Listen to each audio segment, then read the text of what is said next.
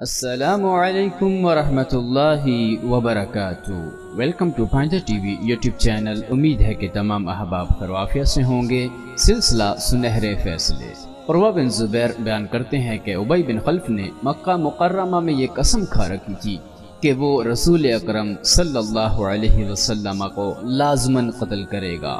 جب رسول اکرم صلی اللہ علیہ وسلم کو اس کی قسم کے بارے میں علم ہوا تو آپ علیہ السلام نے فرمایا بل انا اقتلہ انشاءاللہ، بلکہ اللہ نے چاہا تو میں ہی اسے قتل کروں گا۔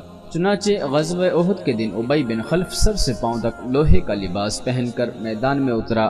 وہ کہہ رہا تھا ان نجوت لا نجا محمد، آج اگر میں بچ گیا تو محمد نہیں بچ سکے گا، العیاذ باللہ۔ پھر اس نے یکایک رسول اکرم صلی اللہ علیہ وسلم پر حملہ کر دیا۔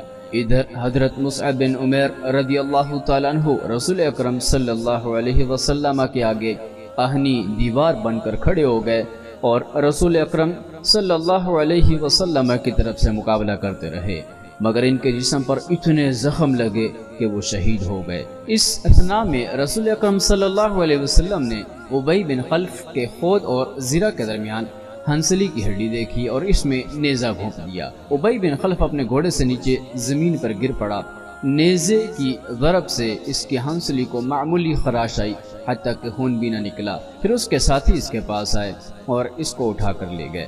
وہ بیل کی طرح زور زور سے ڈکرا رہا تھا۔ اس کے ساتھیوں نے کہا ما اجزعک انما هو خدش، کس خوف سے تم اس طرح ڈکرا رہے ہو، یہ تو معمولی سی ایک خراش ہے۔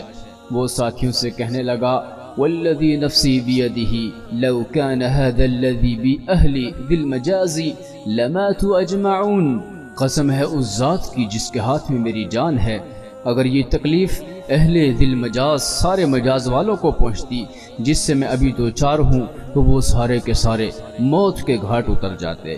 سیرت کی بعض کتابوں میں یہ بھی آیا ہوا ہے کہ جب ابی بن خلف کے ساتھیوں نے اس سے کہا کہ تم اس قدر زیادہ واویلا کیوں کر رہے ہو جبکہ تمہیں معمولی سا زخم پہنچا ہے، تو اس نے ساتھیوں سے کہا تم لوگوں کو یاد نہیں کہ محمد صلی اللہ علیہ وسلم نے مجھے قتل کرنے کی بات کہی تھی، فواللہ لو بسق علی لقتلنی، اللہ کی قسم اگر محمد صلی اللہ علیہ وسلم میرے اوپر تھوک بھی دیتے تو میں مر جاتا۔ پھر اللہ کا یہ دشمن مقام صرف مکہ کے قریب ایک جگہ میں جہنم رسید ہو گیا۔